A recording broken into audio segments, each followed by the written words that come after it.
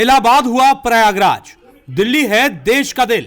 इसमें loop holes बनाकर खोदे जा रहे थे बिल। ऐसा हम इसलिए कह रहे हैं क्योंकि जज साहब की कहानी प्रयागराज से शुरू हुई, दिल्ली तक चली और फिर अब प्रयागराज आ गई है। दरअसल दिल्ली हाई कोर्ट के एक्स जज बड़े विवादों में फंसे हुए हैं। जी हाँ, वही जिनके घर पर आग लगी थी तो फायर ब्रिगेड टाइम पर पहुंची और इतनी बड़ी आग पर महज 15 मिनट में काबू पा लिया था और साथ ही 15 करोड़ कैश भी बरामद किया गया। आइए आपको विस्तार से बताते हैं कि मामला क्या हुआ था और अब क्या सजा हो सकती है या कहें आगे क्या कार्रवाई हो सकती है। उनके सरकारी बंगले में आग लगने और वहां भारी मात्रा में नकदी मिलने की खबर के बाद वो आलोचना झेल रहे हैं। कहा जा रहा है जस्टिस वर्मा शहर से बाहर थे, तभी उनके घर में आग लगी।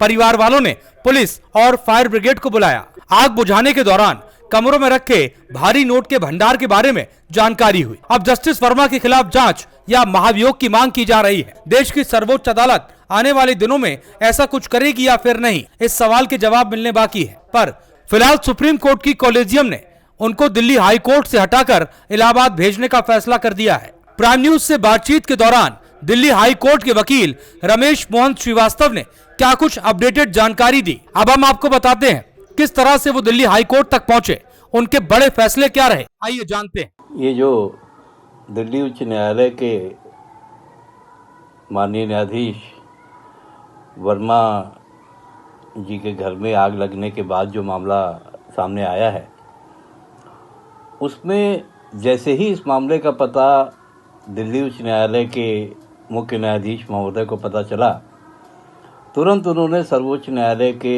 मुख्य न्यायाधीश महोदय को इसकी जानकारी दी और एक त्वरित कार्रवाई प्रभाव में आती हुई दिखाई देने लगी। माननीय सर्वोच्च न्यायालय के मुख्य न्यायाधीश के द्वारा एक जांच कमेटी बना दी गई। वो 3 सदस्यीय जांच कमेटी अपनी जांच प्रारंभ भी कर चुकी है। इस बीच दिल्ली उच्च न्यायालय के लिए भी ये आदेश आया कि जस्टिस वर्मा को कोई जुडिशियल काम नहीं दिया जाएगा और उनका स्थानांतरण भी दिल्ली से हटा करके इलाहाबाद उच्च न्यायालय कर दिया गया, जो कि अब स्थानांतरण सरकार ने भी प्रभावी कर दिया है। और इस बात का भी आदेश आ गया है कि इलाहाबाद उच्च न्यायालय में भी जस्टिस वर्मा को कोई जुडिशियल काम अलॉट नहीं होगा, मतलब वो मुकदमों की सुनवाई में पार्टिसिपेट नहीं करेंगे। तो हम सबको सर्वोच्च न्यायालय पर भरोसा है, भरोसा करना भी चाहिए और जांच की रिपोर्ट सामने आने दीजिए।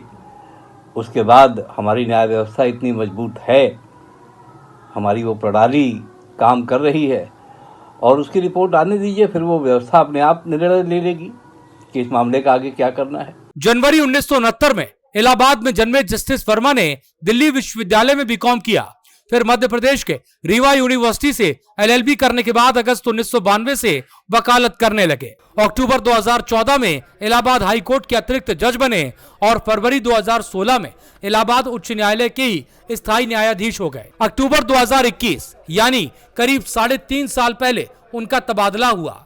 इसके बाद वो दिल्ली हाई कोर्ट आए। हाई कोर्ट के जज बनने से पहले 2012 से 2013 के बीच उत्तर प्रदेश के मुख्य स्थायी अधिवक्ता भी रह चुके हैं।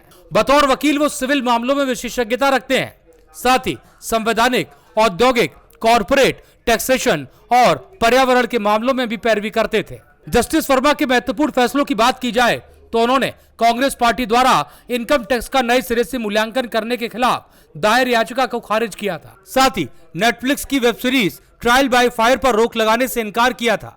सीरीज पर रोक लगाने के लिए रियल एस्टेट कारोबारी सुशील अंसल ने कोर्ट में याचिका दाखिल की थी। आपको ये खबर कैसी लगी, कमेंट सेक्शन में जरूर बताएं।